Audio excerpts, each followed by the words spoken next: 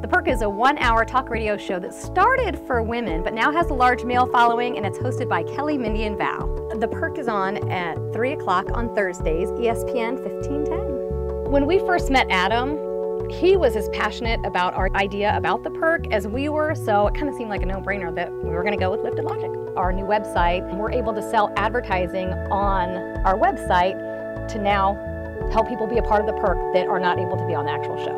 It is also mobile friendly, so people can get on their tablets as well as their smartphone and check out the Perk. Some of the people that we're working with, they work together well with Lifted Logic and get our stuff in a timely manner. So we can have our koozies, our pen, anything that we would need from the graphic point over to them. One of our favorite features is actually the newsletter.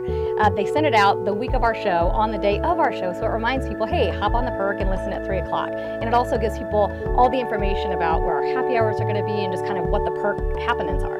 I would recommend Lifted Logic to a friend because, first of all, everybody is so personable that works for Lifted Logic, but they have every service that you could possibly think of. They're crazy laid back.